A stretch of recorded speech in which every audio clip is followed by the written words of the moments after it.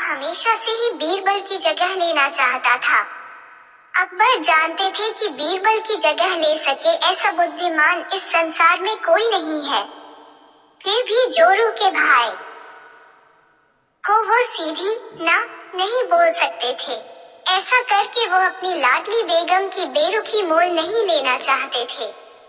इसीलिए उन्होंने अपने साले साहब को एक कोयले से भरी बोरी दे दी और कहा कि जाओ और इसे हमारे राज्य के सबसे मक्कार और लालची सेठ दमड़ीलाल को बेचकर दिखाओ।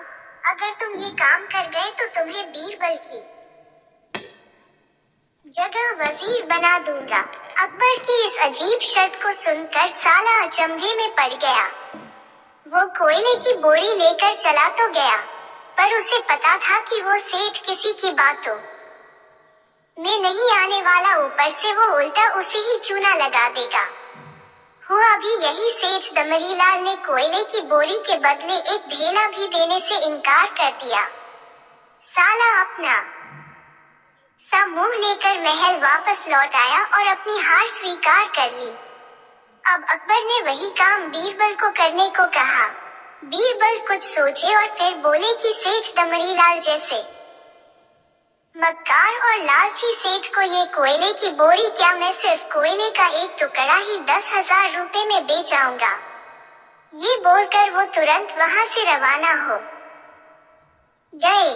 सबसे पहले उसने एक दर्जी के पास जाकर एक मखमली कुर्ता सिलवाया, हीरे मोती वाली मालाएं गले में डाली, महंगी जूती पहनी और कोयले को बारीक सुरमे जैसा पिसवा लिया। फिर उसने पिसे कोयले को एक सुरमे की छोटी चमकदार डिब्बी में भर लिया।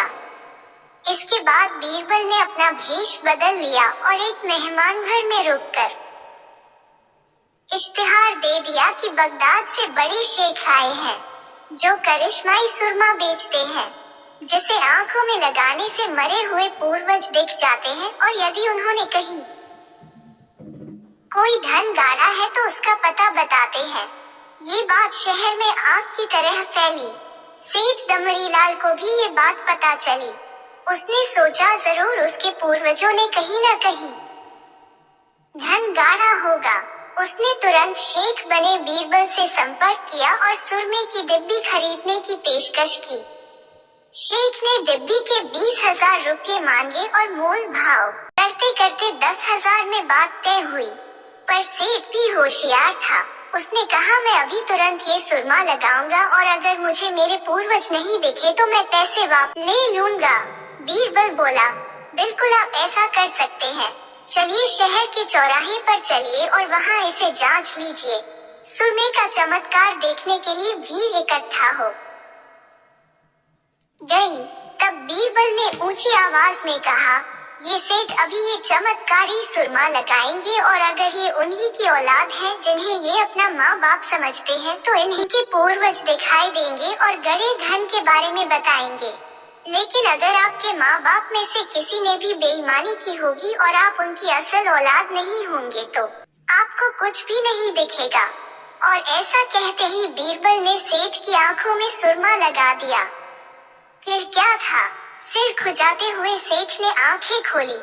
अब दिखना तो कुछ था नहीं, पर सेठ करे भी तो क्या करे।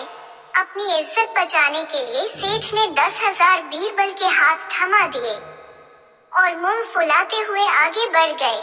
बीरबल फौरन अकबर के पास पहुंचे और रुपये थमाते हुए सारी कहानी सुना दी।